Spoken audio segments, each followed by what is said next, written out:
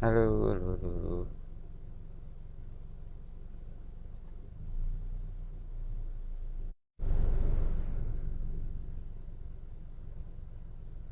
Tes, tes.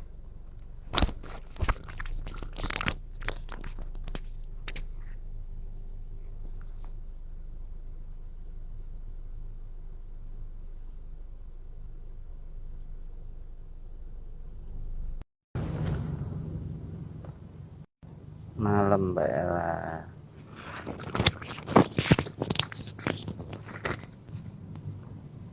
Halo, Halo, Andre. assalamualaikum. Salam. Apa kabar? Alhamdulillah. Hai, Li. Ada Liberty, teman kita. Ya, Dre, di mana, Dre? masih di Banjarmasin. Masih di jalan ya? nasi goreng ngantri Ya udah apa aja deh. ya. Sik, Mbak, aku Pecel cuman mesen ayam aja. apa Lele deh. lele. Ini lagi Oh, pesen makan, masih di jalan. ada, Aku bungkus ada, sih. ada orang live sambil pesan lele. Hai, Liberty mau gabung nggak? Ini ada juga Mbak Mana Ella, Liberty? Mbakku yang di Malang. Loh, mana tadi hilang? Andre, Apa kabar, Liberty Mbak? dimasukin, Dre. Alhamdulillah, baik, sehat. Dre, apa Masukin. kabar, Dre? Anak dua sekarang. Sekarang jadi bapak-bapak Alhamdulillah. anak dua. Iya, eh biasa lagi apa? Ya lagi adaptasi lah. Biasanya dikeroyok dua cewek, sekarang tiga cewek. Luar biasa. Dre, kita langsung mulai Hah? atau kita mau, aku sih berharap Liberty mau Hmm? bergabung. Hmm. Liberty, Liberty ini salah satu teman kami ya. Kebetulan kami ini dari kriminologi, S2-nya kriminologi, kalau saya dari S1-nya dari entah dari mana gitu ya. Kalau Andre Oh, emang produk kriminologi. Jadi dulu sempat 2 minggu kuliah di kriminologi kepengen berhenti karena nggak ngerti ini ngomongin apa. Ternyata mampu bertahan karena bantuan Andre sama bantuan Liberty salah satunya.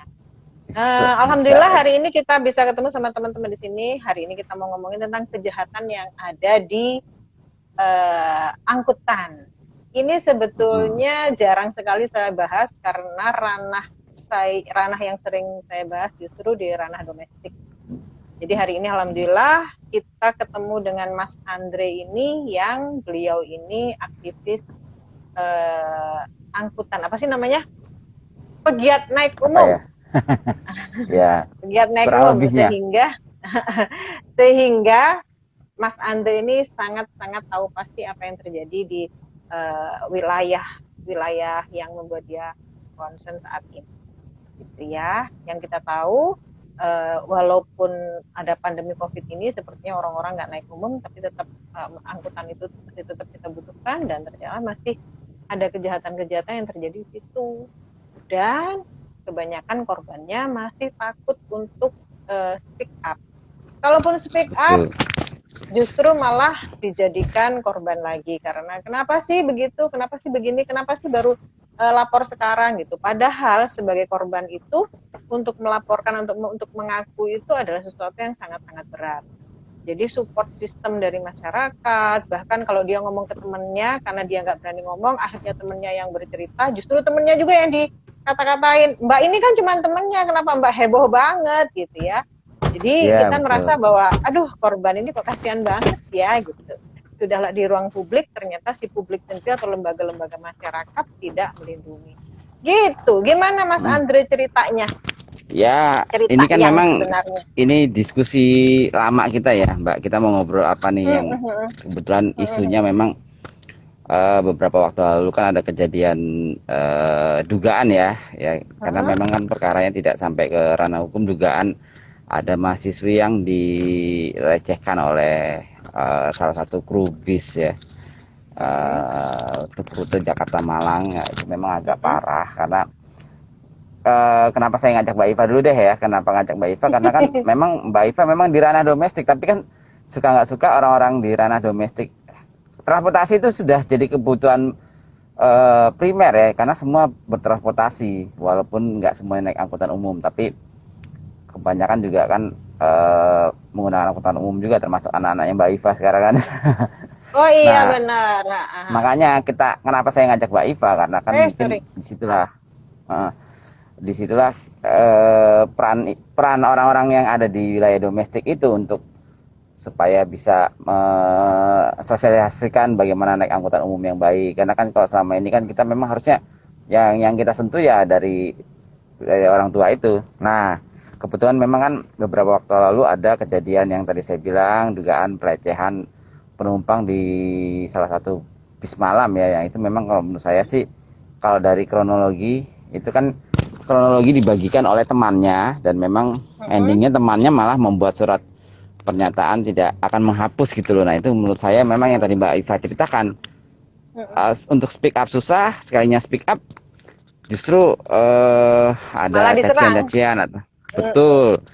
Mungkin kalau diserangan netizen lah oke lah, cuman kan kejadiannya kalau yang kemarin itu dari perusahaan sih awalnya memang, kalau yang saya baca di kronologi, baik dengan memfasilitasi untuk mencari si kru itu, dan endingnya ternyata keluar surat pernyataan yang mana salah satu poinnya itu satu poin menghapus postingan, dua perusahaan itu merasa sebagai korban pencemaran nama baik. Nah inilah pola-pola yang sering terjadi kepada korban kekerasan seksual. Mungkin Mbak Iva juga sering mengalami yang tadi bukan mengalami menangani korban yang sudah jadi korban malah terancam bukan hanya cacian tapi ancaman hukuman, yaitu pencemaran nama baik lah atau apa. Nah itu memang kemarin terjadi yang itu, makanya ini isu ini perlu kalau menurut saya untuk kita angkat, karena sebelumnya lagi kita tarik di bulan Juni ya, kalau nggak salah Juni atau Mei, itu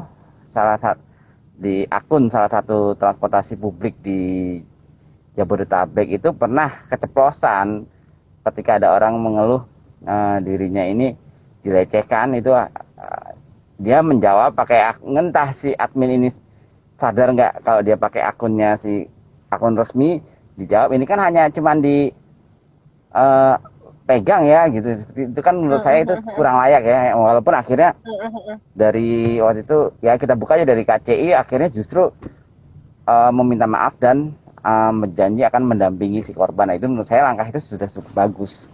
Nah itulah karena itu sebenarnya ini ruang-ruang yang jarang tersentuh ya, penumpang angkutan umum yang dilecehkan. Menurut saya itu perlu untuk diangkat. Makanya kemarin kita diskusi dan alhamdulillah di tengah kesibukan Mbak Iva kita ada waktu.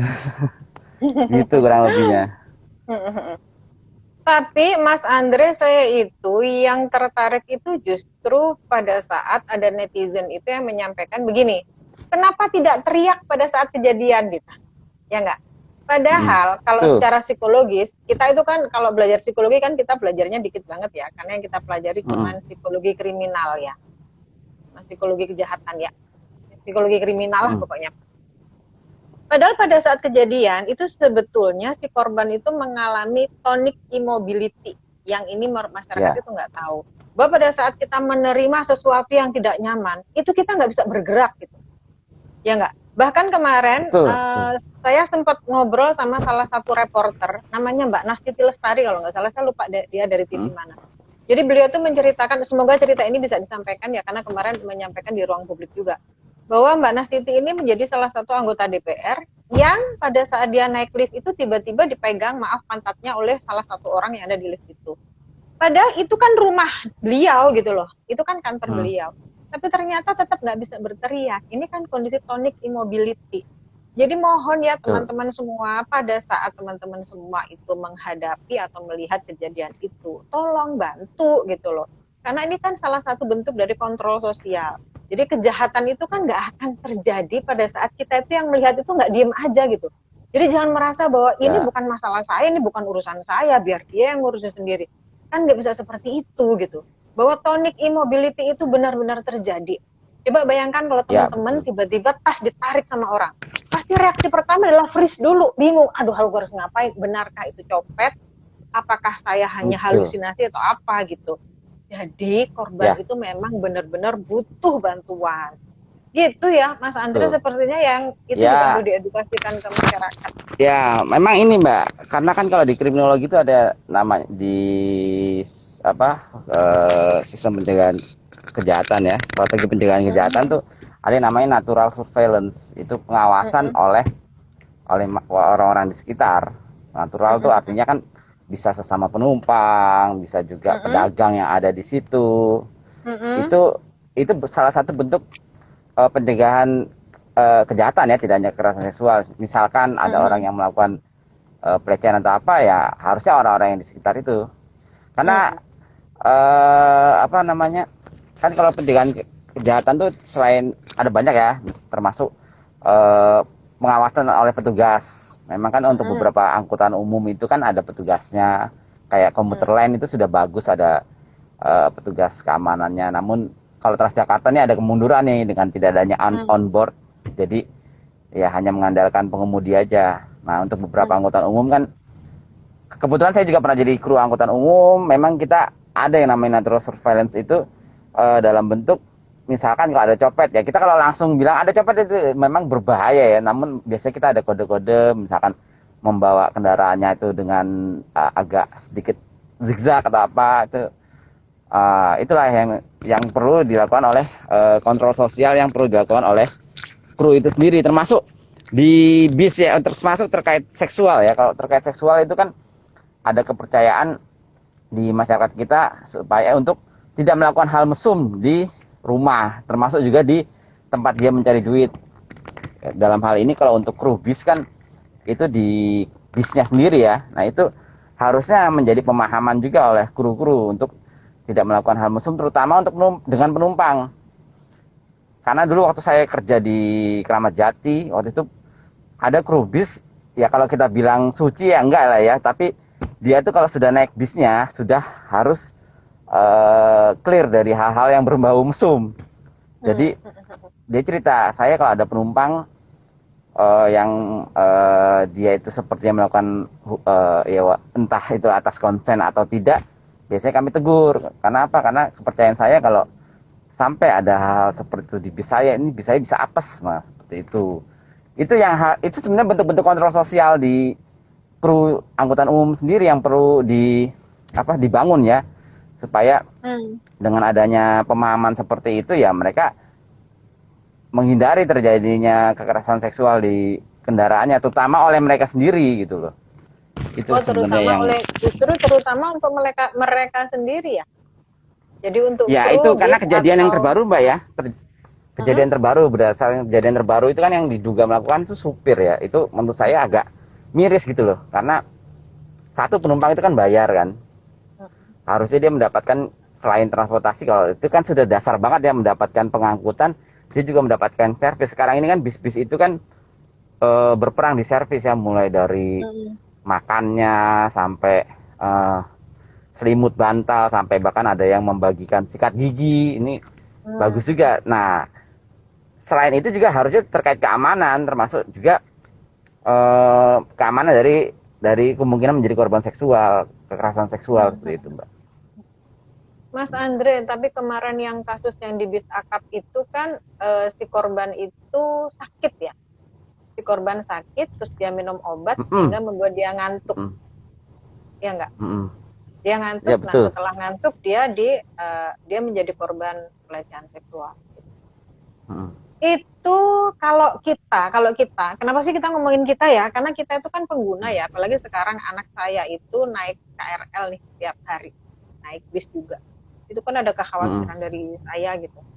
Jadi gimana sih pada saat kita sakit, apakah kita boleh menyampaikan ke pihaknya gitu untuk mendapatkan perlindungan? Karena kalau udah seperti itu kan kita udah di luar kontrol kalau kita ternyata ngantuk atau apa. Padahal kita itu sakitnya pada saat ada di bis itu, bukan dari rumah. Kalau di rumah kan kita tahu ya, Ya. bisa antisipasi. Kayaknya saya sakit nih gitu. Sebenarnya Mm. perlindungan kepada siapa sih kita pada saat untuk antisipasi biar kita tidak menjadi korban pelecehan dalam Ya, kondisi seperti sebenarnya kan itu? kalau sakit itu kan selain peluang menjadi korban ya, sakit kan peluangnya banyak ya Mbak, peluang pingsan Mm atau -hmm. apa ya.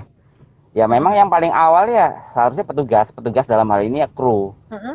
Kalau dulu saya waktu jadi kernet juga mungkin ada orang, Mas saya nih agak kurang enak badan, nanti tolong dibangunin di mana. Hal-hal seperti itulah yang harusnya ada di pihak kru. Atau kedua ya kembali lagi ke natural surveillance tadi, ke masyarakat yang ada di ke orang-orang yang di sekitarnya. Dan itu memang kalau di kita ini kan jeleknya, kalau ada kekerasan seksual di angkutan umum maka langkahnya yang paling mudah dia pisahkan laki-laki sama perempuan. Padahal kan harusnya yang dibangun itu ya kesadaran masyarakat, kesadaran penumpang lain untuk membantu orang, tidak hanya kasus korban aja ya, baik korban seksual atau korban copetan, tapi juga orang yang sedang kesulitan, misalkan orang yang sakit tadi Mbak Iva bilang. Itu yang harus dibangun, bukan hanya sekedar dipisahkan. Karena kalau dipisahkan, kalau saya sih agak kurang setuju ya. Ada ruang. Ini menarik sekali Mas Andre. Pada saat ada pemisahan antara laki-laki dan perempuan itu kan oke ya, ada di bagian sisi tertentu itu melindungi perempuan. Tapi justru pemenuhan kebutuhan itu semakin menunjukkan bahwa perempuan itu memang benar-benar tidak nyaman, tidak aman gitu ya.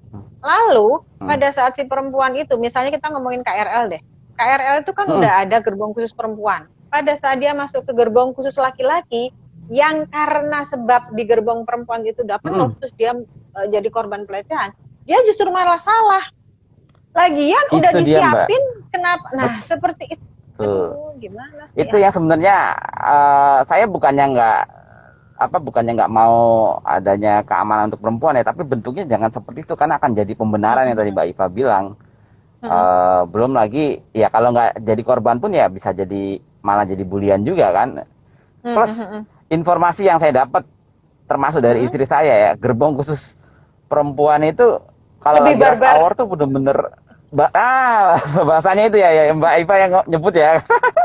Ya lebih barbar, karena saya kan penikmat dulu. Saya dulu sering ya beberapa kali sama Mbak Dona naik kereta yang perempuan.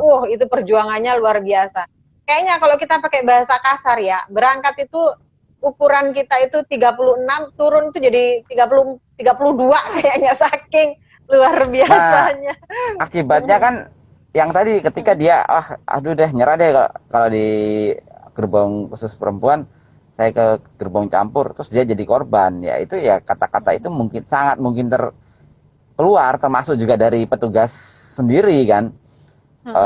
Kenapa kok di sini? Nah itu kan memang kecenderungan kita kan mencari kesalahan kan, masyarakat kita, terutama untuk kasus seksual ya. Kenapa kok jalan malam? Lah kalau dia memang pekerjaannya harus malam, apalagi kalau sekarang kan bener-bener orang yang kerja tipes gitu kan, akhirnya pulang jam 8, jam 9. Ya mau gimana lagi, kecuali dia yang punya perusahaan mau pulang jam 12 siang ya monggo.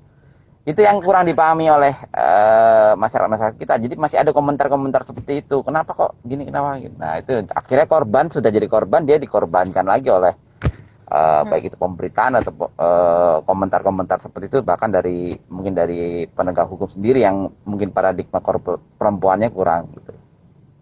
Iya, jadi ini kalau Mbak Iva, nanti mungkin ada yang beberapa nih ada yang mau gabung, nanti akan kita mungkin ada ayo.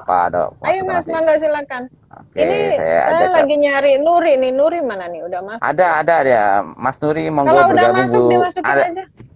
Sudah diundang? Ya, ada Bu Teresia dari Semarang. Bu Teresia ini aktivis juga, aktivis pelayanan publik juga.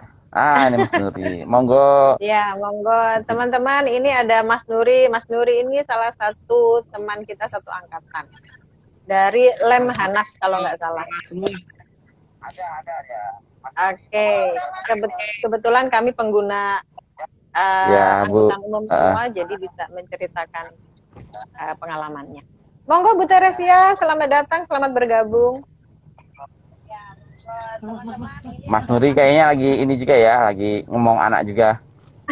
Karena anaknya 2. Dulu kalian itu anaknya 1-1. Nuri malah belum nikah, sekarang anaknya udah 2. Monggo. Ini dengan siapa? Dengan Bu Teresia? Iya. Bu Teresia, ayo mangga. Halo Bu Tere. Oh keluar lagi. Mungkin lagi beli ini loh, nasi goreng Bapak Semarang. Oh izin Bu Teresia lagi pergi sama itu. Mungkin kita sambil lanjut ngobrol nih Mbak ya. Oke, baik.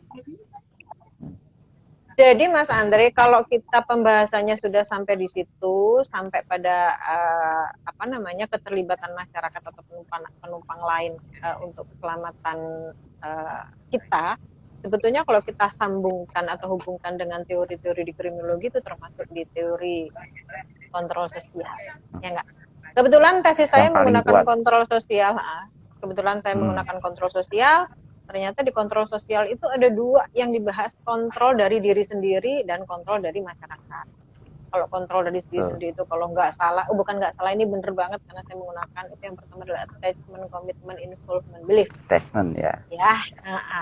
Tetapi kita kembali lagi kalau kita ngomongin dari intern, kalau intern itu berarti kan ada criminal mind kalau kita ngomongin dari sudut pandang pelaku. Kenapa sih dia bisa melakukan kegiatan itu gitu ya? Apakah dia tidak berpikir bahwa pada saat dia melakukan itu kemungkinannya akan tertangkap? Bahwa yang dia lakukan itu adalah tidak sesuai dengan norma dan nilai yang berlaku. Dan itu biasanya tidak ujuk-ujuk ada, itu sudah terpelihara atau dia sudah meresapi atau menghayati pikiran-pikiran itu atau criminal mind itu. Jadi sebetulnya yang paling berbahaya adalah criminal mind yang berkembang di dalam diri kita sendiri sebagai pelaku itu ya kalau kita ngomongin pelaku. Ini kita sambil nunggu Bu Teresia sama Mas Nuri. Gimana Mas Nuri? Mas Nuri sekarang masih naik KRL? Kalau saya sih menilai ada untungnya ya ketika Mas Nuri TNI banget ya atau polisi banget ini? Ini bukan tuh belakangnya celurit nih kayaknya ini ya habis tawuran. Habis sholat isya nih. Oh kan luar biasa. Ya polisi yang soleh nih. Kan polisi baik udah ada. Polisi ganteng udah ada.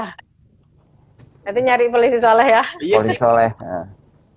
Sebagai pengguna KRL ya semenjak ada kebijakan PPKM ataupun pembatasan segala sesuatunya itu di kendaraan umum memang agak sedikit terlihat kurang terlihat seperti sebelumnya ya di KRL itu untuk pelecehan seksual maupun kejahatan-kejahatan lainnya, walaupun memang dalam tanda kutip masih ada yang mencari kesempatan satu hal seperti itu karena memang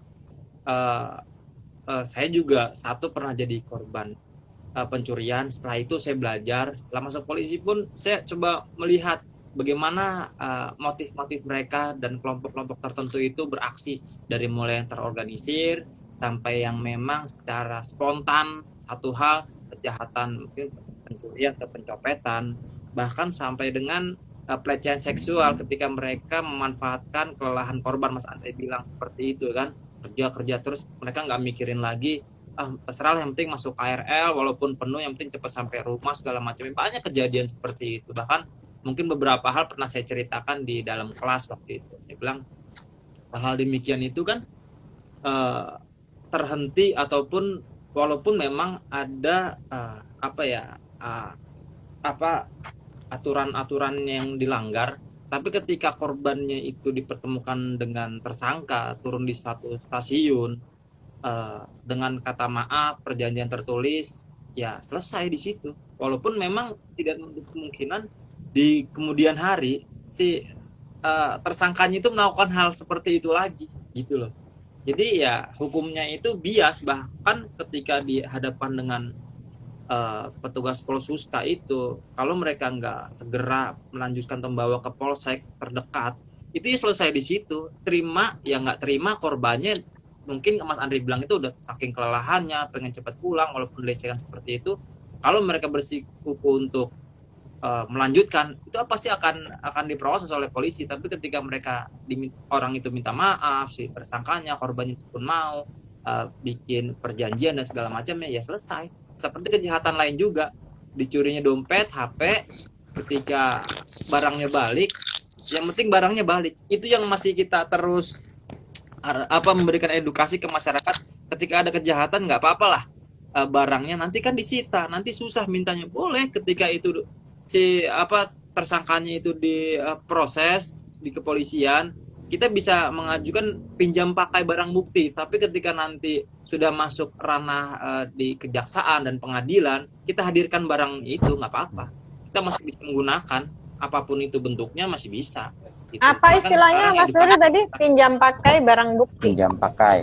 Iya, pinjam Oke. pakai barang bukti seperti laptop, datanya ataupun ponsel ataupun dompet dengan surat-surat segala macamnya itu bisa dipergunakan oleh korban. Khawatir kan sekarang masyarakat ketika apa yang menjadi barang mereka kehilangan ataupun dicuri di dalam kendaraan seperti itu, terutama KRL, mereka khawatir mereka itu punya pemikiran nggak bisa balik itu barang ketika sudah menjadi alat bukti, barang buktinya itu. Gitu. Khawatirnya itu sebenarnya yang maksudnya edukasi, ketika saya menemukan beberapa kejadian kereta memang belum COVID ini ya, kalau sekarang tuh relatif sudah ada sepi sih. Dalam mana sepi itu bukan berarti kosong, tapi memang satu apa namanya dengan menggunakan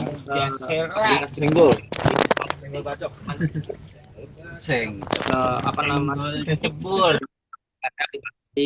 nggak boleh terlalu penuh, dan juga untuk melakukan tindak pidana pencurian, dikatakan pencurian ringan ataupun pencurian berat ataupun pelecehan seksual itu sangat minim sekarang di KRL. Mungkin kalau di angkutan lain saya belum tahu ya karena saya nggak menggunakan itu ya. Tapi kalau untuk di KRL sangat minim sekali sekarang orang gitu. Kok menarik ya kalau Mas Nuri tadi menyampaikan pernah jadi korban. Sementara penampilan Mas Nuri ini udah sangat-sangat menunjukkan aparat. Artinya korban itu random banget ya. Suka-suka pelaku ya. Harusnya kan dia takut, ini polisi nih. Oh ini TNI nih gitu. Ini berseragam, masa nggak kelihatan nih dari sepatunya? Itu kan pelecehan berkali-kali tuh. Ini saya aparat loh, kok saya ditopeng. Iya, justru sebenarnya Mbak, yang saya baca sih ya. Gimana? Korbannya itu aparat atau itu malah kebanggaan sendiri buat si penjahat itu saya baca. Jadi prestasi kali tersendiri ini gue dapet ya. korban gini. Apa berhasil ya? Kalau nggak berhasil ya apesnya. Ketika saya itu masih SMA ngalaminya. Oh gitu, belum ya berarti ya. Kalau seksual, saya punya pengalaman juga ini. Waktu itu sekarang yang sudah jadi istri ya, mantan pacar yang sekarang jadi istri. Kita naik patas waktu itu. Nah, terus kalau istri saya ini orangnya sensitif banget, kesenggol gitu, dia langsung sadar. Suatu ketika kita berdiri nih. Kemudian istri saya kerasa maaf nih bokongnya tuh ada yang nyenggol. Saya lihat, oh ini ada kakek-kakek nih. Dia nyenggol, ngaduin lah, jadi di belakang membelakangi gitu. Saya bisikin istri saya, pacar saya geser, saya ganti bokong saya. Nah si kakek ini nggak tahu kalau yang dia gesek itu bukan bokongnya perempuan. Jadi dari tol Rawamangun sampai tol Taman Mini itu dia tempel aja sampai dia gesek. Saya sih geli-geli itu. Nggak, demi Allah nggak nikmati. Cuman ya udah, terus saya sampai di keluar tol baru sadar dan nengok ke belakang, loh marah-marah dianya kan. Marah-marah. Saya jawab aja, kayak udah tua mau mikirin pahala bukan paha. Makin marah deh. Itu pengalaman juga. Cuman kan nggak semua orang tuh kayak istri saya yang langsung gitu. Istri saya kadang kalau naik angkot tuh ada yang orang laki yang tangannya tuh agak gitu, itu langsung disikut sama dia. Tapi kan nggak semua seperti itu. Kadang ada orang yang tonic immobility yang tadi Mbak Iva bilang. Atau kadang kalau istri saya sih memang kalau ada yang kurang ajar di depannya itu ke penumpang lain, dia kadang dia tegur. Nah itu yang seharusnya yang kontrol sosial seperti itu yang harusnya keluar gitu. Karena bisa jadi korban pada posisi tonic immobility yang Mbak bilang tadi gitu. Itu sebenarnya. Tapi gini Mas Andre, sebetulnya respon-respon yang seperti itu kan tidak bisa spontan gitu. Ya keluarnya spontan, tapi itu kan melalui pelatihan ya. Latihan itu maksudnya latihan dari waktu dia masih kecil, bagaimana dia menghargai dirinya, bagaimana dia merasa bahwa dirinya berharga. Sehingga pada saat ada kejadian-kejadian yang tidak layak, dia itu bisa mengekspresikan kemarahan. Sementara kalau kita ngomongin dari parenting, karena saya orang parenting nih, karena saya orang aktivitasnya di situ. Banyak sekali orang tua yang tidak memberikan kesempatan kepada anak untuk membela diri, untuk teriak, untuk speak up. Halo? Sehingga mereka tidak terbiasa untuk menyampaikan ketidaknyamanannya. Bahkan pada saat ada masalah, orang tuanya cenderung menutupi masalah itu atau membela atau menyelesaikan di sekolah atau dengan pada saat dia jadi korban bullying. Padahal seharusnya orang tua ini membiarkan anaknya untuk tahu bagaimana cara menyelesaikan permasalahan. Jadi bagaimana pada saat kamu ketemu orang jahat, ya aku teriak. Gimana kamu kalau ketemu orang yang menggesek-gesekkan badannya? Ya aku harus pergi dari tempat itu kalau aku nggak berani teriak gitu. Kan kebiasaan-kebiasaan ini yang harus diberikan oleh orang tua kepada anak. Sehingga pada saatnya dia bertemu dengan kondisi-kondisi di tempat ini, dia tahu apa yang sudah akan dilakukan. Gitu. Ya. Ini ada pertanyaan, Mbak. Kadang sudah menegur tapi respon sekitar belum tentu tahu tentu responsnya. Ini ada yang nanya, Mas. Kadang sudah menegur tapi respon yang tadi kembali lagi sekitar belum tentu respon juga. Gimana tipsnya? Ya, kembali ke natural surveillance. Itu yang perlu dikedepankan kan ya. Jadi memang ya kendalanya kalau di masyarakat kita kalau ada korban ya belum tentu orang itu akan berpihak gitu loh. Namun ya ini peran orang-orang parenting seperti Mbak Iva ini untuk mengajarkan ya, mungkin nggak bisa dalam waktu dekat ya ini karena kan ngomong satu generasi. Mungkin di generasi berikutnya akan tercipta masyarakat yang punya natural surveillance bagus. Jadi ketika ada sesuatu dia bisa mau membantu tanggap tanpa harus menjadikan korban kedua kali gitu. Nah itu yang perlu dikembangkan, bukan hanya sekedar kebijakan pemisahan ruang atau apa, sementara kesadaran untuk peduli ke sesamanya itu belum dibangun gitu. Kurang lebih seperti mungkin kalau ada pertanyaan lain mungkin bisa kali ya disampaikan di. Ini malah ada yang komen dari Isyam Bahari. Wah, itu di pintu ada golok sama celurit digantung. Rumah siapa? Manuri. Siapa lagi nih? Coba saya lihat. Setuju bahwa sikap yang benar adalah kunci, bukan pemisahan. Nah, kalau kita ngomongin sikap, karena sebetulnya sebagus-bagus atau sebaik-baik perlindungan adalah kita sendiri. Jadi, oke, kontrol sosial itu baik, tapi kontrol sosial itu nggak akan ada kalau masing-masing dari kita juga tidak bisa ngontrol diri kita sendiri. Kita akan bisa memberikan kontrol sosial pada saat kita itu paham betul kita itu perlu dilindungi. Contohnya gini, saya merasa bahwa pada saat orang mepet-mepet saya, itu adalah hal yang tidak baik, sehingga saya harus melindungi diri. Pada saat ada keyakinan itu atau pemahaman itu, saya pun akan melakukan itu ke orang lain. Jadi kuncinya menurut saya adalah kontrol sosialnya yang pertama adalah kontrol intern dulu. Pada saat kita secara intern udah oke, kita bisa membentuk komunitas atau membentuk kekuatan dengan orang lain untuk action yang lebih baik. Ya, gitu. Betul. Itu ada pertanyaan lagi lanjutan dari Mas Rian ya. Kalau secara hukum apa salah apabila korban melakukan refleks atas tindak pelecehan seksual? Mungkin tanggapan Mbak Iva dulu kali ya, baru nanti saya. Mungkin kalau ada orang katanya? Yang disenggol, ini kalau saya baca ya, secara hukum apa salah apabila korban melakukan refleks atas tindak pelecehan seksual? Misalkan mungkin setelah disenggol dia nampar gitu kali ya, mungkin kurang lebih seperti gitu. Mas Rian ya. Atau kita undang aja Mas Rian ini salah satu, beliau juga aktivis terkait waktu itu sama kekerasan seksual di KRL. Mungkin Mas Rian mungkin silakan, saya akan tarik gabung. Iya. Mungkin silakan kalau ada masuk, mau. Mas Rian.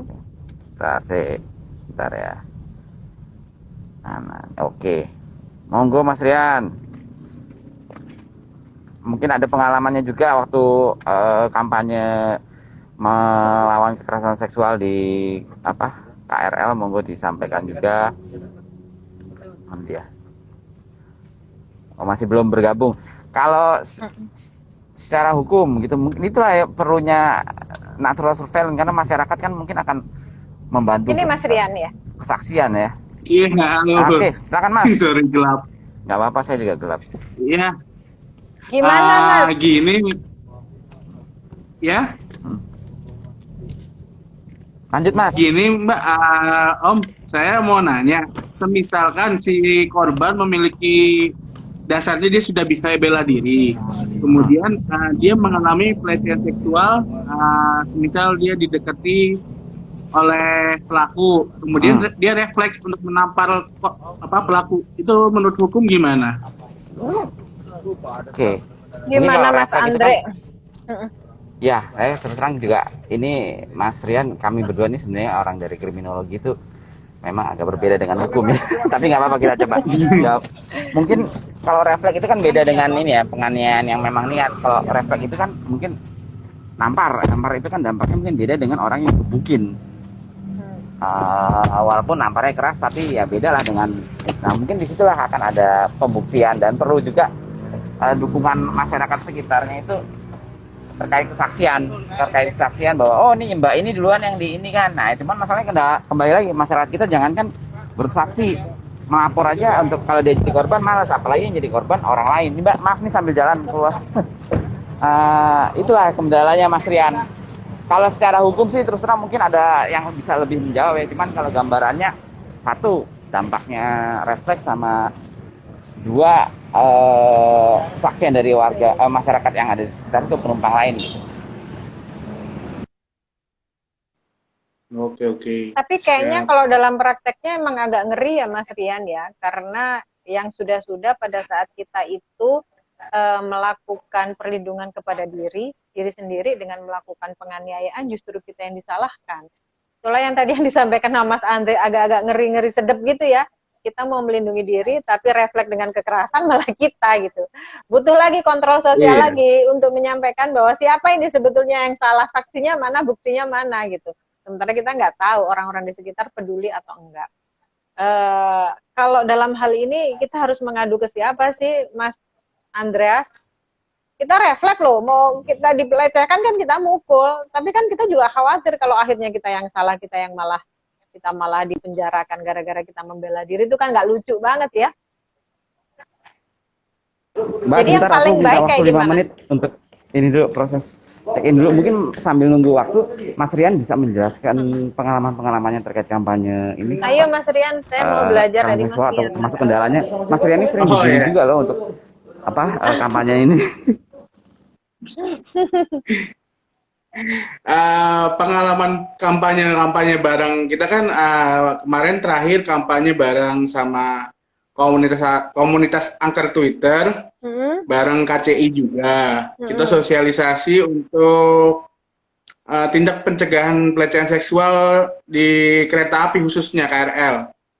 Karena waktu itu pas kebetulan memang sebetulnya nggak direncanakan ya. Jadi kita udah rencana juga mau bikin kampanye, pas juga momentumnya ada kasus viral untuk pelecehan seksual. Maka ya udah langsung digagas aja. Kita kampanye, kita sebar poster, kita sebar standing banner di setiap stasiun. Kita kasih tahu ini loh bahayanya pelecehan seksual seperti apa. Karena teman dekat saya itu mengalami langsung pelecehan seksual. Dia ngubungin saya, dia WA saya bilang dah turun dari kereta, pindah kereta lain. Ya mungkin salah satu tipsnya kalau memang dia tidak berani speak up ya saya harus nyarankan seperti itu, untuk lebih baik turun kereta aja dulu lah. Gitu ya. Jadi upaya paling mudah dilakukan dan paling darurat menyelamatkan diri dulu ya. Lebih baik meninggalkan tempat itu daripada menjadi bulan-bulanan. Karena memikirkan hal yang lain itu belum tentu juga tepat untuk menghadapi si pelaku itu. Gitu ya. Susah juga ya Mas ya berarti ya. Tetapi sepertinya korban itu sekarang bukan cuma perempuan ya Mas ya. Ada nggak sih korban itu yang laki-laki? Pernah baca kasus di kereta jurusan Merak kalau nggak salah ya, laki-laki masih muda dilecehkan oleh ibu-ibu. Ya mungkin ketika dia speak up-nya di media sosial kebetulan, dan buruknya adalah respon netizen adalah kenapa nggak nikmatin aja sih bro. Nah itu yang kayak responnya kenapa harus gitu loh, itu pelecehan seksual juga loh, walaupun kita laki-laki kita kan nggak suka juga kan dilecehkan kan gitu. masyarakat kita ya memang edukasinya untuk hal seperti ini masih kurang, saya rasa gitu loh. Edukasi Mbak Iva, berarti ya balik lagi ke Edukasi. teman-teman ini parenting termasuk ibu-ibu, Iya mungkin ya. di sini banyak yang, nah itulah pentingnya sosialisasi. Saya izin naik lift, mungkin 1 menit kali. Oke, ha. Iya ya. Siap-siap. Oke. Mas Rian, kalau pelakunya Iya. laki-laki terhadap laki-laki juga ada? Teman saya juga kebetulan ada korbannya. Pelakunya laki-laki? Iya, teman saya laki-laki dilecehkan oleh laki-laki juga. Ya memang ya, bermacam-macam, nggak hanya melulu tentang wanita yang dilecehkan oleh laki-laki, tapi juga ada laki-laki dilecehkan wanita ataupun laki-laki dilecehkan oleh laki-laki juga. Terus ini Mas Rian, gimana dengan pelecehan seksual yang tidak langsung? Maksudnya begini, misalnya nih ada perempuan seksi nih, terus ada laki-laki yang memvideokan si perempuan itu termasuk dalam pelecehan kan? Iya, itu pelecehan non fisik kita menyebutnya ya. Kebetulan kita juga saya di Angker Twitter bikin 2 video tentang pelecehan seksual, ada pelecehan verbal dan fisik. Itu bisa dilihat di Twitternya Angker Twitter. Kita bikin itu tahun 2019 akhir.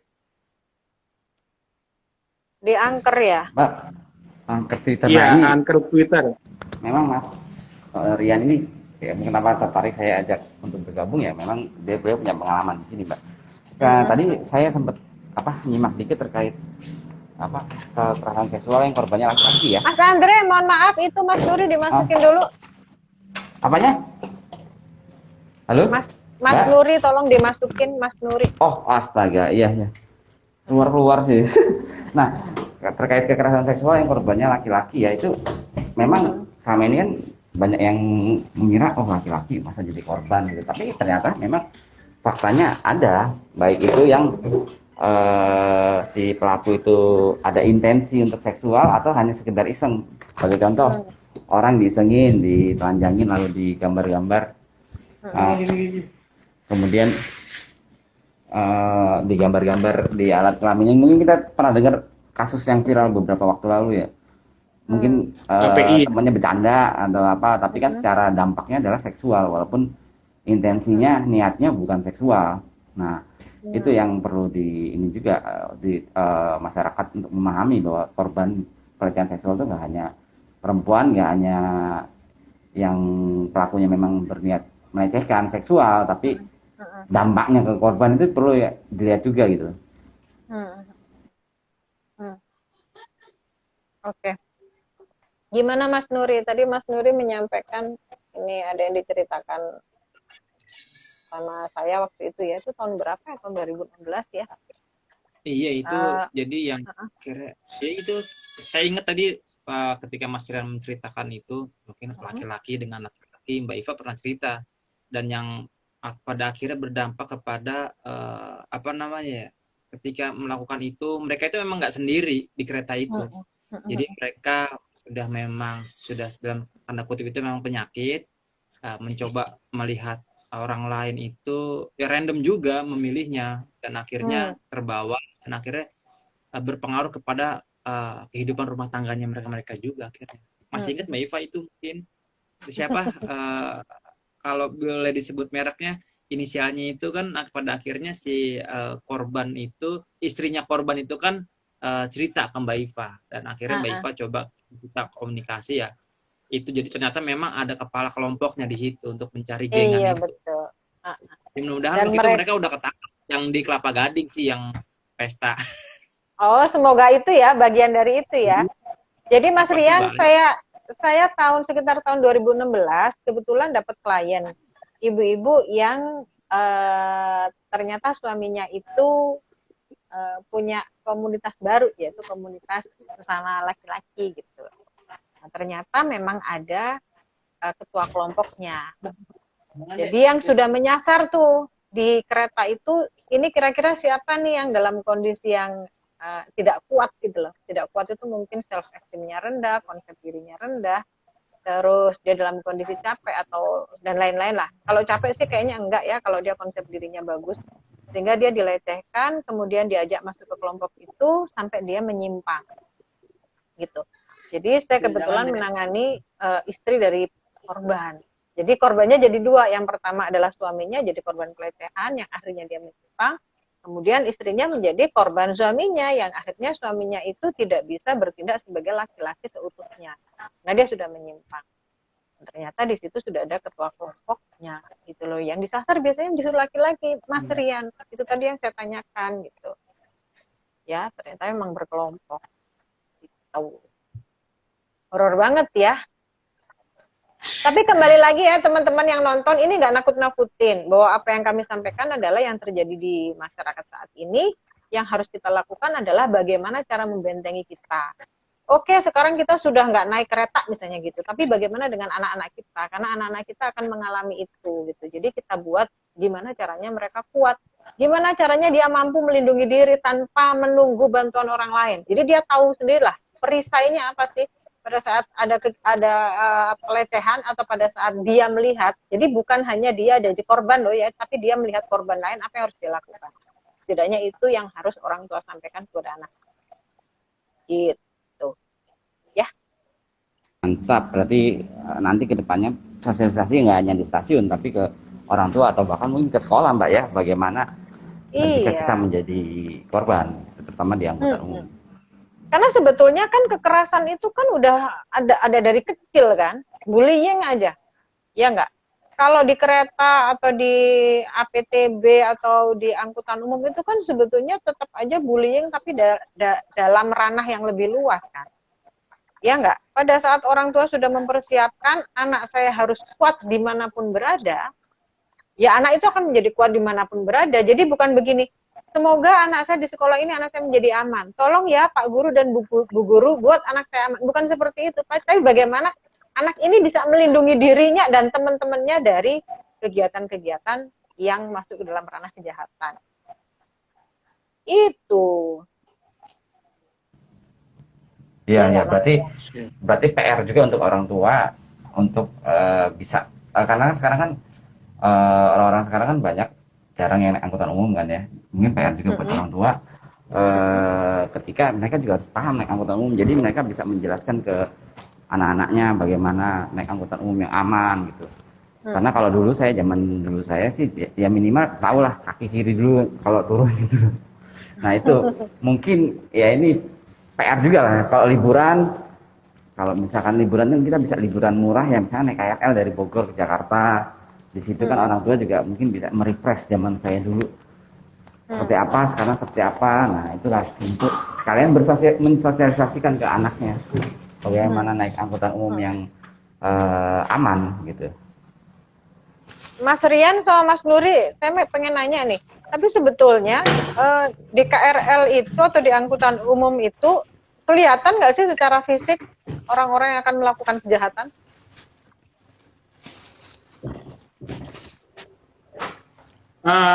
Kalau di KRL sih agak sulit ya, terutama kalau di jam-jam sibuk, karena kan berdesak-desakan. Cuma mungkin akan bisa terlihat ketika ada reaksi yang sedikit aneh dari ekspresi wajah si pelaku. Biasa justru pelaku beberapa ya, kali. justru pelaku ya, bukan korban ya?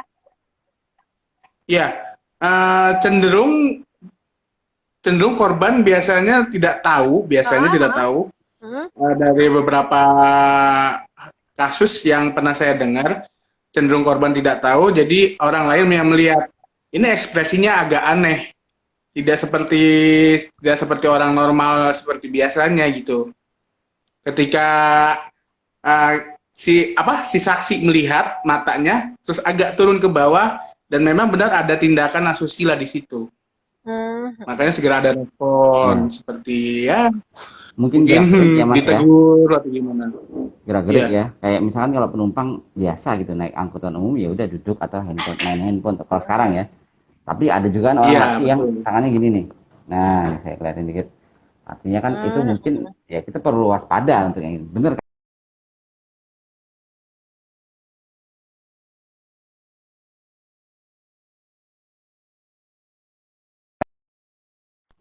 Hmm. Tangkap kejadian seutuhnya sampai bawah, maksudnya sampai kaki gitu loh. Nah, Hanya di bagian kepala saja biasanya.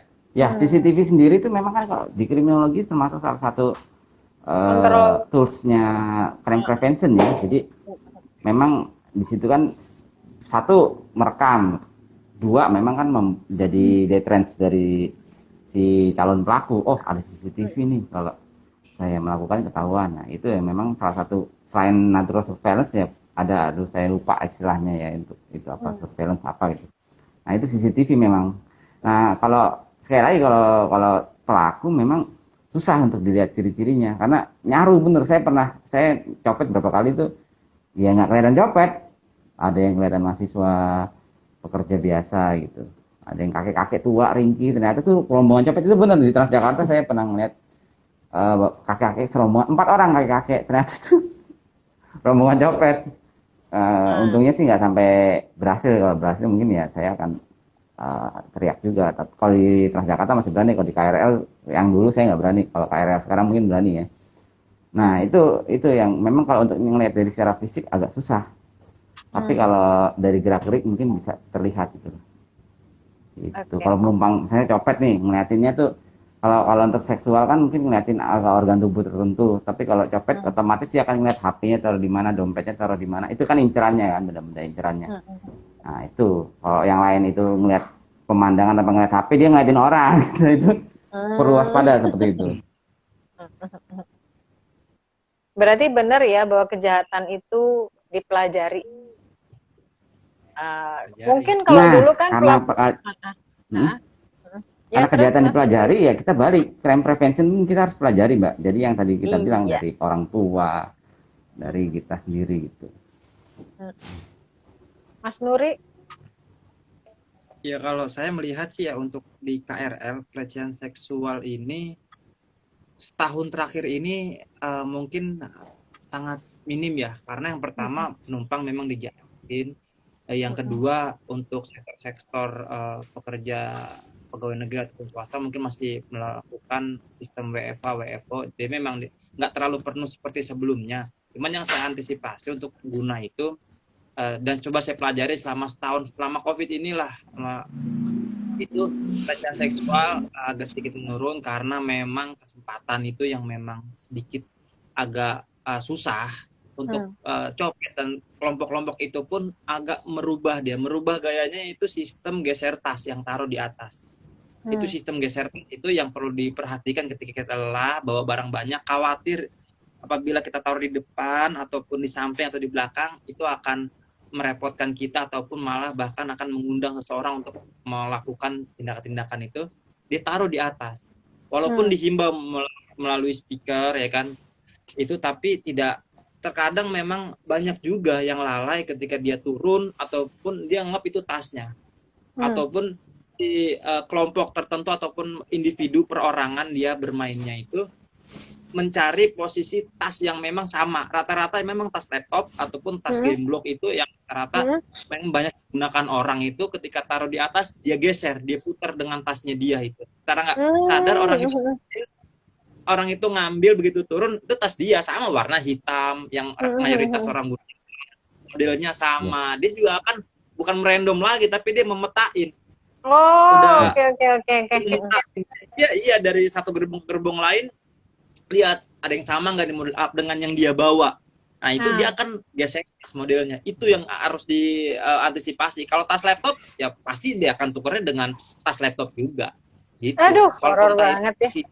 Itu hati-hati. Pelajar yang saya khawatirkan mungkin ketika nanti kuliah sudah mulai aktif atau sekolah sudah mulai aktif atau pekerja sudah mulai aktif normal kembali, itulah yang saya khawatirkan, karena memang beberapa kejadian seperti itu yang tanpa tersadar selama ini kan kita khawatir dengan tingkat volume di dalam stasiun, itu terjadi pelecehan seksual atau copetan. Sekarang copetnya pun mereka sudah berevolusi melakukan tindakan-tindakan yang memang meminimalisir untuk orang curiga, tapi mereka mendapat untung yang lebih besar dari sebelumnya. Itu geser tas. Kalau mereka tukar tas laptop yang kosong, tapi mereka tukar laptop yang ada isinya, kan lebih besar minimal resiko. Mungkin ada yang sadar, ada juga banyakan yang tidak sadar. Ketika orang itu turun, dia geser tasnya ketika udah mau turun, ataupun melihat si orang yang naruh tasnya itu dalam keadaan lelah, sibuk main handphone segala macamnya, ya dia langsung eksekusi. Ketika dia itu mengeksekusinya di stasiun terdekat, bukan begitu dia naruh terus si pelakunya Nah, itu naruh mungkin geser habis natural itu. Ketika dia mau natural turun, dia surveillance bertukar, kurang ya dengan orang sekarang kecenderungan main HP itu ya. iya. Nah, Bu, sekarang saya mau nyapa juga nih Bu, ada Bu Sinta nih. Tadi kita ngobrol-ngobrol soal tonik. Bu Sinta ini psikolog sekaligus anggota Dewan Transportasi Kota Jakarta. Tadi sempat di awal kita ngebahas tonic immobility. Mungkin kalau beliau berkenan bergabung, monggo silakan dicolek kitanya. Bu Sinta, selamat malam. Oke. Ayo lanjut Mas Andre. Ya Mbak, halo? Ya lanjut Mas Andre, lanjut Mas Rian. Ya, harapannya sih ya, kita satu tadi kan ada natural surveillance itu kembali hidup ya. Jadi masyarakat itu peduli dengan sekitarnya seperti apa, termasuk juga pada korban tadi yang, karena kalau kita hanya mengandalkan kampanye yang dilakukan seperti yang dilakukan Mas Rian ini malah mendapatkan bulian. Saya kebetulan di Facebook menyimak juga ya, ini misalkan ada korban kekerasan seksual, dianya aja salah pakai pakaian seperti apa, padahal mungkin Mbak Iva juga sering menangani korban kekerasan seksual, mungkin di situ juga secara fisik atau secara pakaian belum tentu yang memang yang memancing gitu loh, karena memang faktanya seperti itu. Karena kalau contohnya aja ada korban yang usianya mungkin di bawah atau usia lanjut sekali, tetap mungkin saja menjadi korban gitu loh. Kemudian dari jenis kelamin pun bahwa kenyataannya juga laki-laki potensial juga untuk menjadi korban. Bukan potensial, memang terjadi juga laki-laki yang menjadi korban, tadi yang Mas Rian sampaikan juga ya. Nah, itu satu, natural surveillance. Kemudian juga dari pihak operator angkutan itu baiknya dalam menangani itu tidak hanya defense saja, tapi juga aktif mendampingi korbannya. Kayak kasus yang terakhir bis akap itu kan malah menyerahkan rehabilitasi psikologis kepada mantan krunya, bukan krunya, kepada mantan krunya yang menjadi terduga pelaku itu ya. Kalau menurut saya itu kan satu, dia sudah mantan krunya, dia mau mengawasi kayak apa udah nggak ada ikatan. Dua, untuk rehabilitasi psikologis itu kan bukan hal yang mudah dan murah dan cepat, apalagi untuk seksual ya. Ya bukan meremehkan kemampuan seorang mantan driver ya, tapi kan memang itu sangat mahal gitu ya. Itu jadi nggak bisa juga dilepas tangan, oh udah pelakunya saya pecat, hanya seperti itu. Harusnya sih memang ada mekanisme sendiri, entah SOP atau SPM di operator tersebut. Nah ini mungkin kembali lagi ke regulator, baik di Kemenhub tuh apakah bisa dibuat SOP kekerasan seksual. Karena kalau yang sekarang ini kan sudah mulai ada SOP penanganan kekerasan seksual di lembaga negara atau di kampus. Nah itu harusnya juga di angkutan umum ada gitu. Mas Andre, terkait dengan pelecehan seksual yang pelakunya sudah tertangkap, sebetulnya kan ini bukan hal yang sudah selesai kan? Ini kan belum final gitu. Sementara masyarakat menganggap bahwa pada saat si pelaku sudah tertangkap berarti sudah selesai. Karena si korban ini kan mengalami kerugian dalam jangka panjang, terutama kerugian secara psikologis gitu. Itu ada nggak sih ganti rugi yang dilimpahkan kepada pelaku terkait dengan kesembuhan, proses kesembuhan si korban? Karena bagaimanapun juga korban kan harus berobat, dan berobat ke psikolog itu kan bukan angka yang sedikit gitu. Apakah itu jadi kewajiban negara atau kewajiban si pelaku? Oke, baik, kalau kita ngomong ganti rugi kan memang ada mekanisme namanya restitusi ya. Kalau di hukum tuh ada restitusi, itu ganti rugi. Memang kalau untuk korban yang aturan yang sudah jelas terkait restitusi, satu untuk korban tindak pidana perdagangan orang TPPO, Itu mekanismenya sudah bagus, termasuk berapa lama jangka waktu yang harus si pelaku membayar. Jika tidak membayar ada sita aset. Nah, itu tindak pidana perdagangan orang. Namun kalau untuk kekerasan seksual yang untuk dewasa mungkin memang masih belum kuat aturannya, walaupun memang ada ruang juga. Kalau untuk anak ada ruang lagi, dia di PP 43 tahun 2017 terkait restitusi untuk anak yang menjadi korban. Jadi semua anak yang menjadi korban ya, nggak harus seksual, termasuk korban penganiayaan itu dia berhak untuk ganti rugi dari pelaku, namanya restitusi. Sementara untuk yang dewasa, kalau kita ngomong dewasa, ruangnya ada di pasal 7A Undang-Undang Perlindungan Saksi dan Korban, yaitu korban tindak pidana berhak untuk mendapatkan restitusi ganti rugi dari pelaku. Nah, itu ruangnya di situ. Cuman kembali lagi, aturannya nggak sekuat Undang-Undang Perdagangan Orang.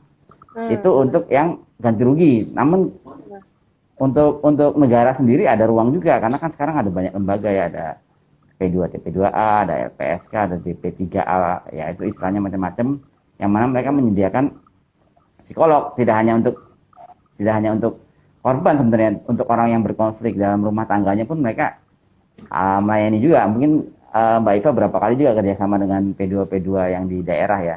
Nah itu jadi korban bisa mengakses itu.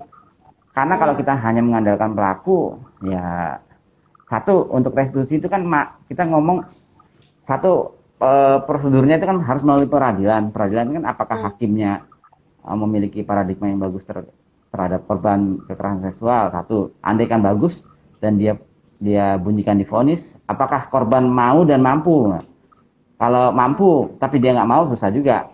Atau dia tidak mampu, itu sudah pasti susah. Tapi untuk layanan-layanan psikologis atau medisnya kan ada banyak channel yang bisa diakses oleh korban gitu loh, Mbak. Itu yang mungkin jika kita ya amit-amit ya ada keluarga atau bahkan kita sendiri menjadi korban ya, jalan mekanismenya seperti itu. Itu gimana Mas Rian? Ternyata masih susah banget ya menghadapi ini. Ya, begitulah, Mbak. Sedikit tambahan kan, ini untuk pelecehan seksual, tindakan pelecehan seksual kan nggak hanya dengan kontak fisik, namun juga ada yang melalui verbal, ya kan, atau bahkan dengan kedipan mata pun bisa termasuk pelecehan seksual. Nah, mungkin ada sedikit tipsnya gitu dari Mas Andre atau Mbak Iva untuk membantu gitu untuk menghindari pelecehan seksual secara verbal. Gimana, Mbak? Aduh, ini kalau kita ngomongin verbal itu sebetulnya kalau kita ngomongin dari awalnya nih ya, kita awalnya nih ngomongin dari anak nih ya, anak dibully, bullying itu kan ada 5 ya, fisik, verbal, non verbal, relasional, sama media. Kalau media itu namanya apa? Cyber. Kalau fisik itu jelas ya, fisik itu jelas ditendang, dilecehkan lah, pokoknya dipegang atau diapain. Kalau verbal itu yang dibilang tweet yang kayak gitu ya, yang disweetin gitu ya. Terus yang non verbal, berarti bukan fisik, bukan verbal, itu menunjukkan gerakan erotis atau menunjukkan kedipan atau apa gitu ya, yang membuat orang itu, perempuan atau laki-laki merasa orang ini kok kurang ajar banget gitu ya. Terus relasional, kalau relasional itu dengan berkelompok dengan orang lain untuk melakukan kekerasan, berarti ada kelompok tertentu. Nah yang terakhir cyber tadi itu, cyber itu bisa jadi dia tidak melakukan yang semua itu, tapi dia memfoto atau mengambil video orang-orang yang seksi atau orang-orang yang dianggap misalnya duduknya nggak pas gitu ya, diambil fotonya terus di posting di media sosial, itu kan juga termasuk pelecehan gitu. Nah inilah yang menjadi tanggung jawab kita bersama untuk menyampaikan kepada orang tua, balik lagi kepada orang tua dan sekolah, karena kan yang akan naik kereta itu adalah anak-anak yang sekarang, bukan hanya yang sekarang naik, ya nggak? Kalau yang sekarang naik mungkin sudah punya benteng tersendiri ya, sudah punya cara tersendiri. Tapi anak-anak yang sekarang masih SMA, yang sebentar lagi udah mau kuliah nih, dia kan harus tahu gitu loh. Nah, tahunya itu tidak hanya bisa dikasih tahu, kalau kamu ketemu orang begini, kamu harus begini, itu nggak bisa. Itu harus ada simulasi. Karena kalau nggak ada simulasi nggak bisa. Gitu loh. Jadi misalnya begini, kamu jangan menggunakan baju yang mengundang. Tapi apa daya bahwa si korban itu random, mau orangnya nggak mengundang, kalau dia mau berarti akan melakukan. Jadi persiapannya bukan hanya menjadi korban, tapi bagaimana mengkonstruksi otak anak-anak kita untuk tidak menjadi pelaku. Gitu loh. Kan kita selama ini kan concernnya jadi mana nih jadi korban, harus minta tolong sama siapa gitu. Jadi yang harus kita concern lagi itu adalah bagaimana anak kita itu nggak punya criminal mind tadi gitu. Terus bagaimana caranya anak-anak kita kalau sudah mampu untuk melindungi diri, bagaimana tanggung jawab dia menjadi bisa membantu secara sosial. Dengan cara apa? Dengan cara berteriak, dengan cara ngomong ke orang, dengan cara berkumpul atau berada di tempat yang paling tepat. Misalnya nih, saya sudah masuk ke gerbong ini, tapi kok ini laki semua?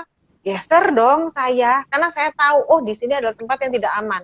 Bagaimana menghadapi situasi yang tidak aman? Berarti saya harus bergeser di tempat lain. Nah ini kan perlu keberanian. Nah keberanian ini yang harus dilatih dari awal, karena kalau enggak, dia nggak ngerti. Aku udah di sini, aku kalau bergerak nanti harus bagaimana? Aku nanti akan dicurigai, semua orang lihat aku. Ya aku harus bergerak, karena dengan bergerak aku sedang melindungi diri. Oh aku harus ketemu sama orang yang, misalnya di gerbong sebelah, aku melihat bahwa di situ adalah orang-orang yang kelihatan baik atau orang-orang yang nampak melindungi. Jadi dia harus punya sinyal-sinyal tertentu terkait dengan orang-orang di sekitar. Gitu, Mas. Kan kalau udah masuk ke luar itu kan sebetulnya kita seperti masuk ke hutan kan. Di hutan itu kan nggak ada binatang, kucing kan nggak ada, tapi kan yang ada ular, harimau gitu ya, buaya gitu ya, biawak gitu. Jadi pada saat kita sudah di luar rumah, sebetulnya kita itu masuk ke hutan, yang kita siap mau diterkam sama siapapun gitu. Jadi yang kita gunakan bisa jadi kita menggunakan, kalau kita mau jadi pelaku, nggak mau jadi pelaku berarti moral kita harus baik, nilai-nilai yang kita anut harus tepat. Tapi pada saat kita nggak mau jadi korban, ya kita tetap harus punya kekuatan untuk melawan si macan dan lain-lain itu. Mungkin gitu. Criminal Mind itu kalau yang kita lihat di simpelnya sih, kalau kita lihat di medsos atau apa yang sering goda-godain itu, mungkin awalnya dari saya seperti itu, mungkin bisa juga Mbak ya, untuk awalnya cuma godain nih verbal atau komen ini sweet ada apa gitu. Namun suatu ketika dia dihadapkan situasi yang dia sangat potensial menjadi pelaku, itu akan bisa menjadi sesuatu yang bukan hanya cyber ya, nyata ya. Iya, karena sebetulnya criminal man itu adalah terkait bagaimana dia menghayati kejahatan itu. Dia merasa bahwa itu bukan sebuah kejahatan, ini ada sebuah lelucon gitu. Itu kan berarti kan dia mengkonstruksikan otaknya untuk melakukan itu. Ya awalnya dia memikirkan, awalnya terbersit, lama-lama memikirkan, lama-lama acting out gitu loh. Jadi saya seringkali menyampaikan ke orang tua, anak kita itu tidak hanya dipersiapkan untuk tidak menjadi korban, tapi juga tidak menjadi pelaku.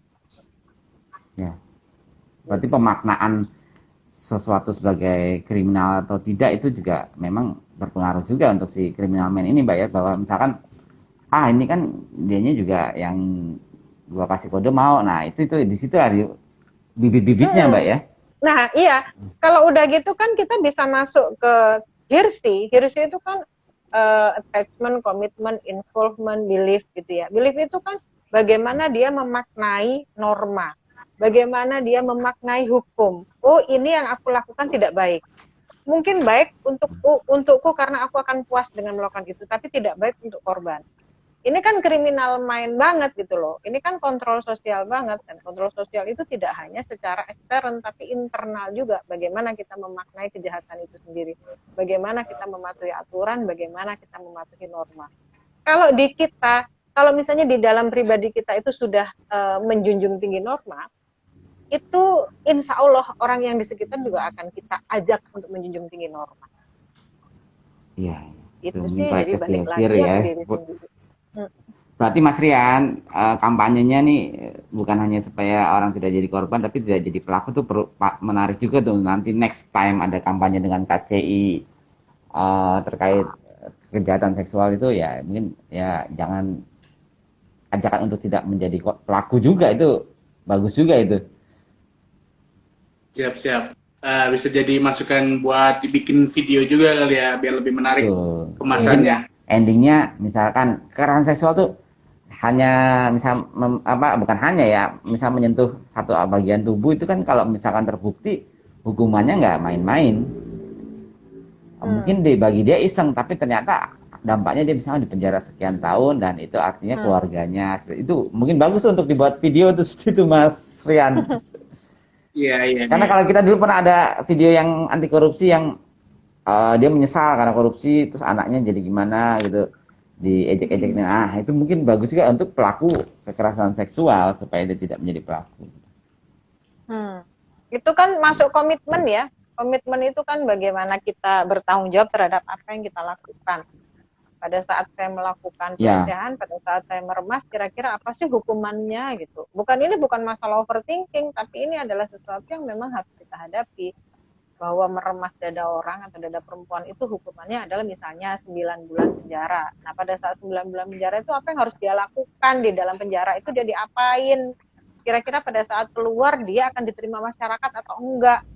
Gitu loh. Jadi fungsi-fungsi menakut-nakuti masyarakat itu kan perlu juga ya gitu. Terus menegakkan aturan juga itu harus beneran terlaksana, jangan sampai bisa dibayar sehingga yang seharusnya dihukum jadi dapat keringanan dan gampang lagi melakukan lagi.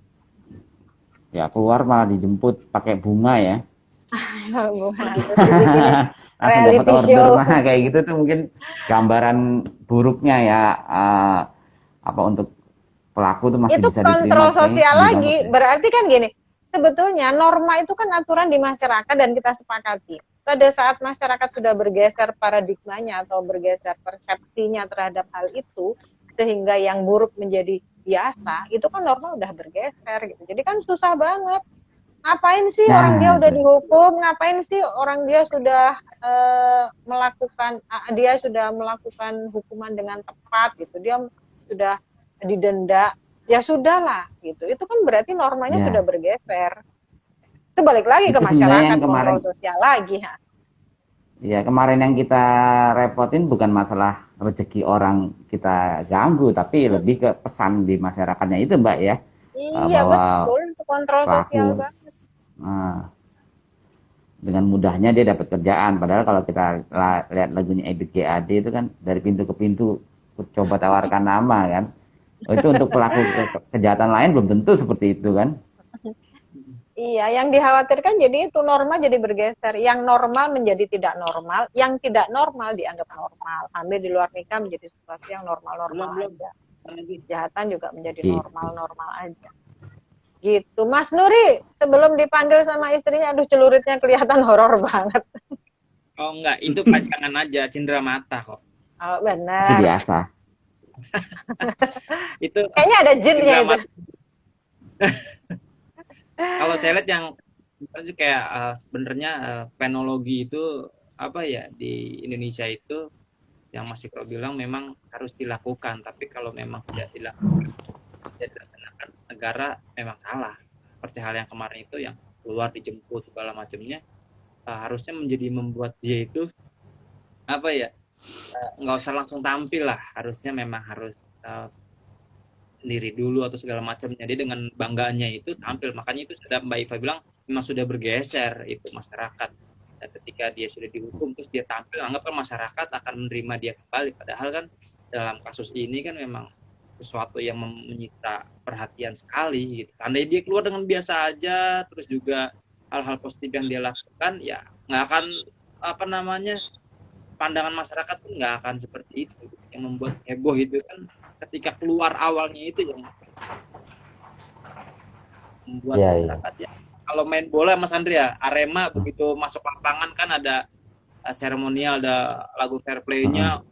Awalnya walaupun mainnya nanti nggak bagus, yang penting awalnya kelihatannya udah, wah ini kok diginiin banget lah. Orangnya biasa aja mah nggak mungkin akan besar ini, mungkin akan lebih bisa diterima masyarakat. Ketika sekarang malah dia balik mengancam, kalau ada yang merundung dia segala macam dia mau itu kan. Jadi itu yang sebenarnya perlu kita kritisi, itu bukan masalah kita julid atau apanya, tapi jangan sampai itu hal menjadi hal yang normal, mengancam-ancam seperti itu kan. Karena gawatnya itu Mas Andre, Mas Nuri dan Mas Rian, norma kita jadi bergeser. Udah, kalau normal bergeser kan yang abnormal jadi normal, yang normal menjadi abnormal. Itu Menarik nih. bahaya banget. Gitu. Bahaya. Bahaya. Benar-benar. Ya, horor. Oke deh. Ya kembali lagi ke attachment-nya dia ya. Oke. Mungkin Mas Rian ada closing statement apa-apa sih, mumpung dikeroyok kriminolog nih. Ini Mas Rian ini kenapa saya tertarik ngajak gabung ya, sekali lagi. Beliau ini selain terkait seksual juga beberapa hal kenormalan yang paling seru saya simak nih terkait strobo ya, itu kan udah mulai jadi apa ya, bergeser kan, orang ngelihat strobo itu hal yang biasa, malah beberapa kalangan tuh melihat sebagai hiasan atau variasi, sementara kan itu di undang-undang lalu lintas tidak baik, melanggar. Nah ini kenapa saya tertarik, bahwa beliau ini juga punya concern terhadap hal-hal yang seharusnya nggak jadi normal gitu loh, tapi oleh masyarakat beberapa golongan sudah menganggap itu sebagai normal. Mungkin ada yang mau disampaikan Mas Rian? Enggak. Itu aja cukup. Oke, berarti mungkin bisa ke depan bisa membantu dari yang kita obrolan ini, bisa ada beberapa poin juga yang mungkin bisa Mas sampaikan ke pihak-pihak yang biasa Mas kampanye ya untuk hal itu. Siap. Oh iya Mas Rian, kalau memang kan Mas Rian concern juga dengan hal seperti itu, mungkin berangkat dari keprihatinan melihat kok gregetan, akhirnya membuat kerjasama atau dengan PT KAI. Kalau memang melihat ataupun mendengar, bahkan Mas Rian menjadi server lah ketika ada informasi segala macamnya, kalau memang aksesnya agak sulit ataupun nanti harus bagaimana dan juga tindakannya seperti apa. Kebetulan kawan saya memang pembina di stasiun Juanda untuk KAI itu ya, komuter. Nanti informasikan saja, nanti biar segera saya aksi ketika memang hari itu pun, ataupun langsung bisa saya aksi ketika ada kejadian apa atau apa, langsung bisa saya respon dan saya aksi untuk. Ada channel baru nih Mas Rian, berarti bisa tukar nomor nih. Banyak nambah channel lagi kan. Japri. Iya. Ternyata benar ya, bahwa silaturahmi itu memperpanjang umur dan memperpanjang rezeki. Nah, rezeki nggak hanya uang, teman-teman yang baik, channel-channel yang baik, itu ternyata sangat-sangat kita perlukan dalam konteks seperti ini. Ya. Iya, mungkin salah satu contohnya kayak Mas Rian, ada yang lapor saya barusan kecurian di kereta, kecopetan atau geser tas segala macamnya, itu akan bisa dilihat dari titik dia kehilangannya. Itu karena kan berkelompok.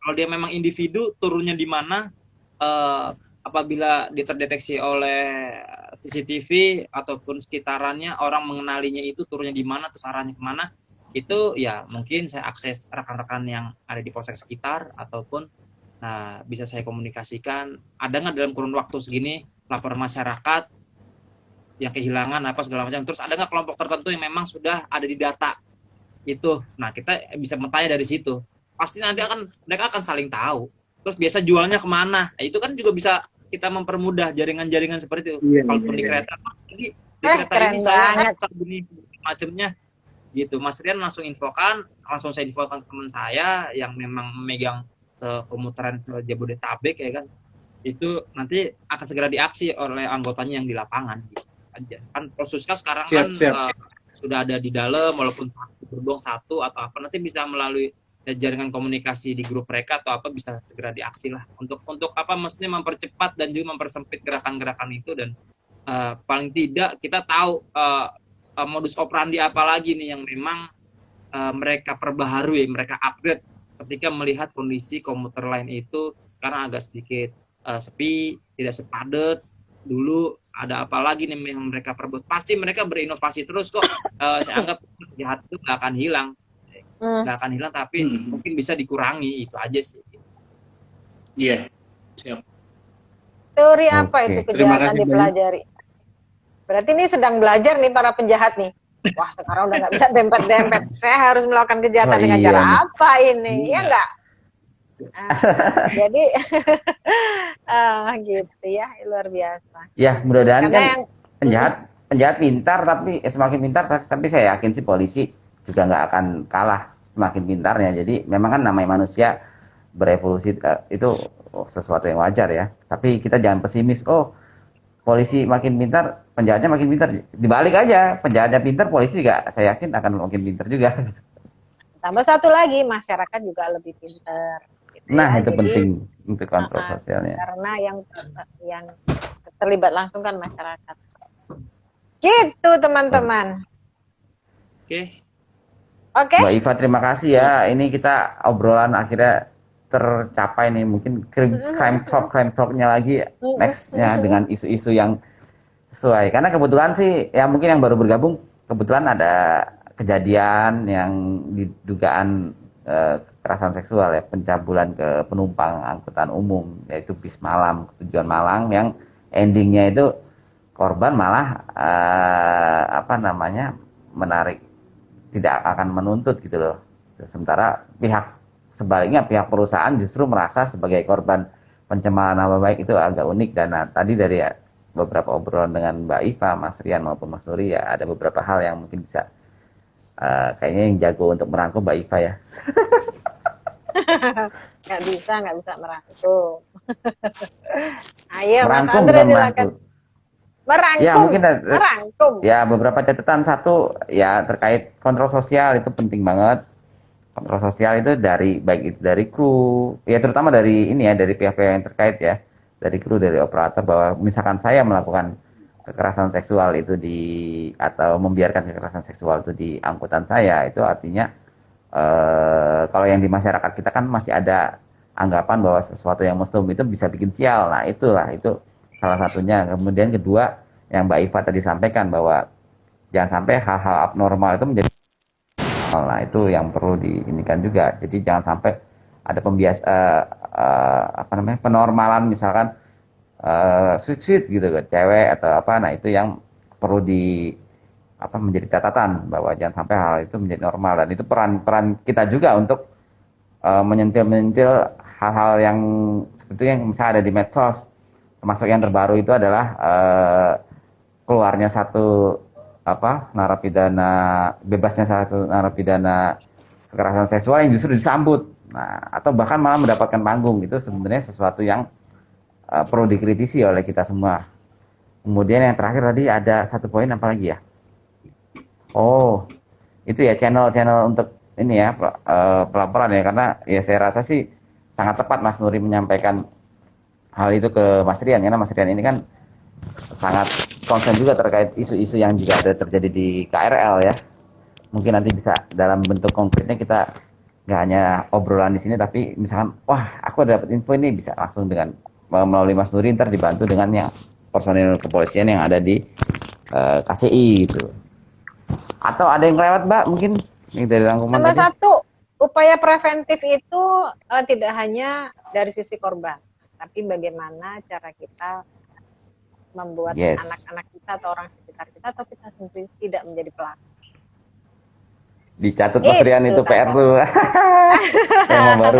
Aduh, kayaknya kata Mas Rian, aduh kenapa pelaku. aku masuk jadi berat banget ini. Karena ini yang bisa mewujudkan Mas Rian. Saya juga ada di komunitas kita di Anchor Twitter juga, kita kayak bikin bot Telegram buat pelaporan. Misalkan ada kasus pelecehan seksual lah atau tindak pencurian yang itu bisa laporkan ke bot kami, ya kan? Nanti kita akan teruskan ke pihak KCI. Wah, mantap. Itu karena pengalaman pernah ada kasus pelecehan seksual, kita bantu follow up terus sampai dengan selesai pokoknya kasus itu. Mantap. Dan itu kita bentuk tim rahasianya. Jadi nggak semua orang tahu, walaupun itu admin. Nah, ini nih satu saya tambahin. Mungkin perlu juga kita menjaga kerahasiaan korban ya. Misalkan kita peduli dengan korban, kita memviralkan ya, jangan sampai identitas si korban itu terbuka. Mungkin kalau yang kasus bis malam itu sudah tepat korban tidak dibuka. Nah, itu yang seperti itu caranya. Dengan adanya perhatian, ya mungkin ya itu salah satu upaya ya, perhatian dari itu. Dan perlu juga untuk mewaspadai undang-undang ITE. Jadi kita tetap harus mensensor juga. Misalkan ada nama perusahaan. Kalau yang kemarin itu memang nama perusahaannya nggak ada sebut. Dia hanya bilang di bis malam, Putri Jakarta Malang. Artinya kan kalau kayak gitu banyak. Kalau ada satu perusahaan yang nggak terima, ya belum tentu perusahaan lo gitu loh. Nah, itu juga untuk teman-teman yang mungkin mau mewujudkan kepedulian dengan mau memposting ya, satu privasi si korban, kemudian waspada juga untuk undang-undang ITE-nya gitu. Kurang lebih. Oke. Baik, sepertinya Mas Nuri sudah galau karena dipanggil-panggil sama anaknya atau sama istrinya, ini saya nggak tahu ini. Di rumah kan, Mas? Di rumah. Oh. Ya. Ya wes, gimana Mas Andre? Kita cukupkan Mas, malam ini. Cukup puas dengan ini. Oke. Terima kasih Mbak Iva sudah mau bergabung, Mas Rian, Mas Nuri dan yang lainnya juga. Ya, terima kasih banyak juga saya mendapatkan informasi. Alhamdulillah ya, hari ini kita sudah ngobrolnya santai, tapi masalahnya juga masalah yang tidak harus kita buat santai gitu, karena ini penting banget untuk Ya, betul. keselamatan kita semua gitu ya. Untuk saat ini saya, Mas Andre, Mas Nuri akan menitipkan yang tadi sudah kita obrolkan ke Mas Rian, karena Mas Rian yang berhubungan dengan masyarakat langsung terkait dengan materi yang kita bahas hari ini. Semoga bermanfaat untuk kita semua, baik yang kita menyampaikan maupun teman-teman yang nonton atau yang tidak nonton, karena nanti akan lihat rekamannya ya. Ini bukan yang terakhir, semoga kita nggak puas sehingga ada obrolan lagi yang bisa bermanfaat untuk masyarakat ya. Jadi kita akan ketemu lagi entahlah kapan. Kita ngelihat kapan kita santainya, kita akan menyampaikan atau mendiskusikan hal-hal yang seksi seperti ini. Tentunya tujuannya hanya untuk bermanfaat untuk masyarakat. Karena apalah ilmu yang kita peroleh kalau kita nggak bermanfaat. Gitu. Betul. Oke, Mas Nuri, Mas Andre, Mas Rian, sampai di sini. Kita ketemu lagi beberapa minggu lagi dengan topik yang berbeda. Oke ya, matur suwun sangat ya. Sukses Mas Rian. Sama-sama. Sukses Mas Nuri. Mas Andre, selamat istirahat ya. Ayo. Assalamualaikum. Ya. Waalaikumsalam.